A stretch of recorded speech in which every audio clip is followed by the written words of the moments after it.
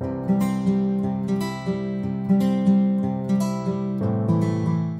listened to a few of your interviews talking about salt therapy. I think it's called halotherapy, right? Yep. And your story of your healing, how you got interested in it, and it's really fascinating. I've never been to a clinic where they had a salt room, and so I just started getting into it. I don't know, 2-3 months ago. So Christy from your team got me I paid for the portable chamber, and then I just recently upgraded to the sauna looking wooden box. And I've just been blown away because I tend to have sinus congestion. And every time I use it, just Niagara Falls. So I actually keep a Kleenex box right outside the door. Yep. Yeah, no. And I look forward to kind of educating your listeners about it too, because, you know, people, when you talk about and say salt therapy, that could mean so many things to so many people. Mm-hmm. And people naturally, I think, have a general appreciation that salt is therapeutic. You know, it used to be a preservative, right? When before refrigeration. Why? Kills bacteria. Nothing can grow on salt. And dry salt, you know, people are maybe familiar utilizing neti pots and, you know, saline solutions, you know, in our eyes. And if you ever had you know, something serious, you know, you got a saline solution. So salt is essential to our being human.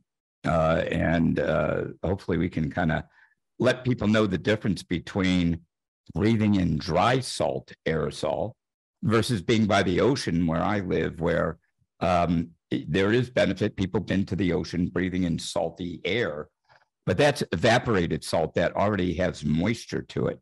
So the whole benefit of what you are getting the benefit from, of what halotherapy is all about, is that you're utilizing a pure grade sodium chloride, which comes from the earth, right? It's in our seas, it's in our land, salt ponds and whatnot, but it's been purified. You know, when you go to use saline solution, they're not putting in Dead Sea salt or Himalayan salt, even though those have their own qualities.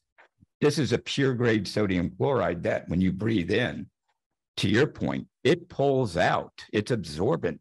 So if you've got excess mucus, you've got drainage. When you look at we breathe about 2,000 gallons of air a day. And what's in that air we breathe that we can't see, from respiratory to virus to, as we've learned from COVID, but just allergies, dander, chemicals that we spray, fumes, our HVAC system, you know, we spend more time indoors, and indoor air quality is 3 to 5 times worse than outdoor air. So while salt therapy is a great modality, to your point, for a lot of respiratory conditions, and we can talk a little bit how it works or why, there's some other environmental things that are happening in the world that impact our respiratory system. That is part of the issues to address as well.